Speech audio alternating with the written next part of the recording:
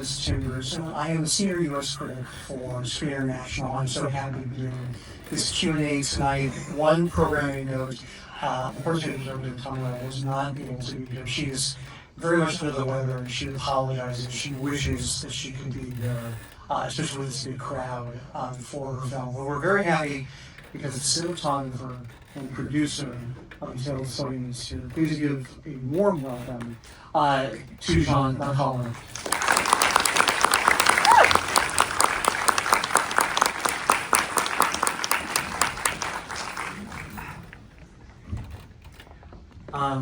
To just state the obvious, this is a gorgeous looking film, and the first thing I wanted to ask was about, I think often with documentaries, the question is, gaining trust with your subjects and making your subjects feel comfortable. And obviously that's part of what Tale of Silyan involves, but I'm specifically curious about working with animals.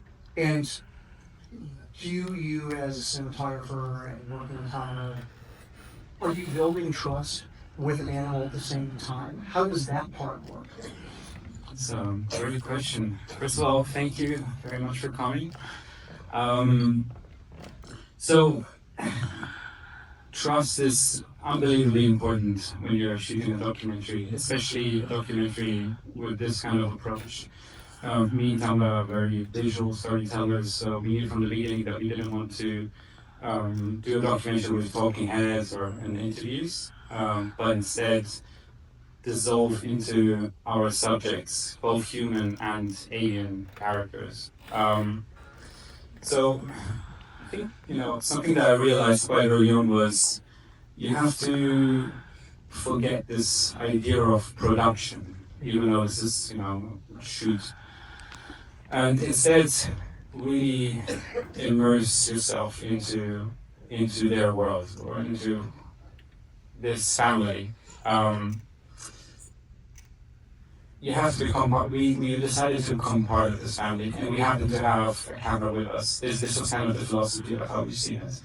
And the same really applied to the storks. Why don't we start with the storks? I mean, it's not too far off with humans. What happened is that we ended up working very closely to the environmental organization of Macedonia. We ended up calling them the stork people, just because they were just experts at it. They gave us a map of almost all of the stork nests in Macedonia, and we did our work, and we went to basically all of them and had a look at them. Some of them were dormant, but the majority of them were inhabited. Yeah. So we selected a handful, and we decided to stick with them. The thing with storks is that they're migratory birds, and they tend to come back to the same nest every year. And this is great for us because that means we can shoot the same storks for 3 years. Yeah.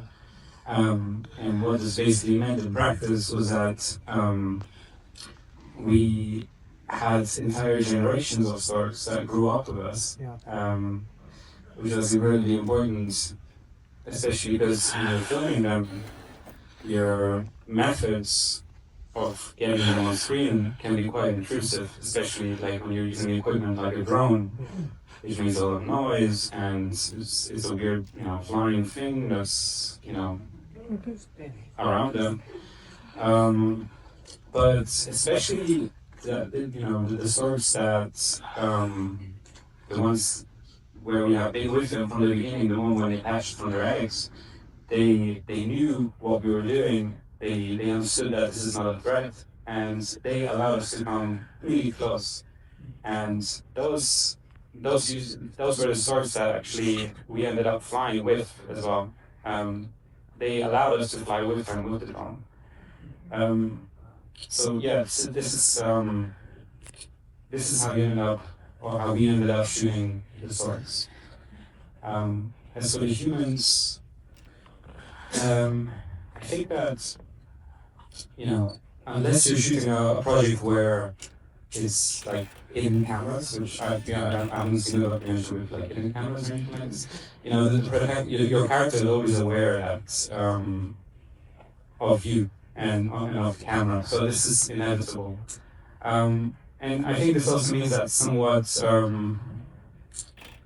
maybe there's some sense of performance in that sense. And the idea is that the way I see it is that this is a collaboration between you as a cinematographer and the characters. It's what's important though is to do it long enough to break the ice and to make them feel comfortable and gain a level of trust where this collaboration seems seamless and natural. Because Nicola, the farmer, is such a great personality. Was he reserved at the beginning, or was he that way kind of from the first time you met him? I mean, that's honestly him. He was really amazing to work with. It was a little bit difficult at first, just because they're not used to, probably like any of you, somebody starts filming you with cameras. It takes time to get used to this process. But he's just a really natural guy. Unless you show him what you were filming, like if you don't show him the material, and then he gets a little bit shy, immediately. But other than that, he's very amazing to work with. Because obviously, because you spend so much time with the family, like you said, there's a whole journey that he and his family go through over the course of the film. I'm always curious, when you're that close to a subject, does the filming become therapy for him in a certain way? Did he sort of find in the two of you sort of an outlet to sort of talk about, like, my wife's not here, I miss her, I feel alone, and I can't sell my land, I keep lowering prices. Did you feel in some ways that he almost had a play therapist for him in terms of what he was going through? Certainly. And I think this wasn't just with Nicola, this was also with Jana when she was still there. I guess it's called the empty nest phenomenon, when your children are moving away and the nest feels a little bit more empty. Nicola and Jana, they accepted us almost like into their family. When we felt that, because again, as I said from the beginning, it was so important for us to destroy this idea of production and just simply see it in a very basic way of just me and Tana and the camera and immersing ourselves into their lives. I mean, we ended up, for the most part, staying in their house, cooking breakfast together, eating, and just, living with them. And we became family. Yeah. Because obviously there's sort of two things going on at the same time in the film. We hear the story of the myth. We're also seeing this real story. In terms of approaching this as a cinematographer and a producer, how much was the Tale of Silyan, how important was that in terms of the actual story that you were filming? Or is that something that you still think about, you're just trying to capture real moments every single chance that you can? I mean, the truth is that the Tale of Silyan, it came into play quite late, because the tale in itself is quite a cliche. It's like Snow White, I guess, in the Western world. So yeah, it's definitely a little bit of a cliche. So but it's just when by the time Nicola found the stork and adopted him, it was too good not to use. But in terms of visual style, it fits for sure, because in the end, especially after we decided to implement the Tale of Silyan, the visuals already, they matched, and especially since then we pushed out more to make it look even more like a fairy tale. There's some people who clap during the end credits where there's no AI used in this movie. In terms of the reason to not to mention that and say at the very beginning of the credits, is more of the power that I'm curious in terms of you as a visual storyteller. I imagine it's also very important. You want people to know there's no AI in the film. Yeah, sure. We had the idea of putting this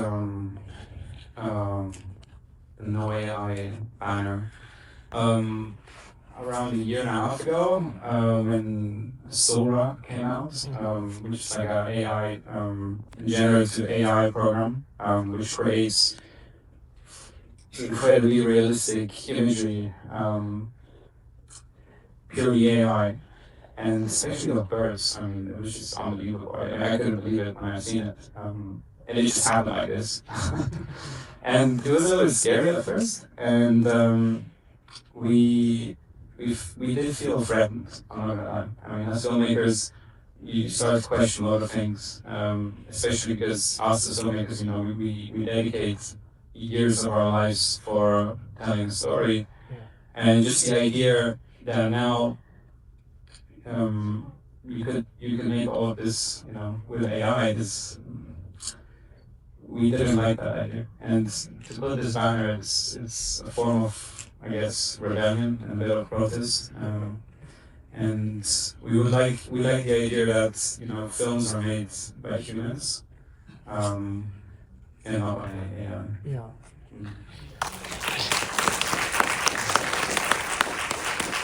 And then the final thing, you mentioned that using drones. I mean, you know, you shoot documentaries, I'm sure you see lots of documentaries. Drones can be overused in documentaries. You can often spot them a mile away. One of the things I'm so impressed by in your film is that you can tell in terms of the drone shots. And I'm curious for you in terms of sculpting those shots, figuring out those things, to make it feel less like the sort of traditional cliched drone shots. How did you work to present sort of, because obviously you're working with, you know, these flying birds at the same time. In terms of doing those drone shots, how much sort of trial and error, I guess, was there in terms of getting those shots that we have? I mean, amazing, Tim. I mean, I can't believe you said that because you really spotted that. I really dislike drone shots. It just takes me out whenever I see them. But it was a bit of a paradox because we felt like we have to use a drone for this. So we did that. We did end up using a drone, obviously, but very intentionally, and we never just for the sake of having a drone.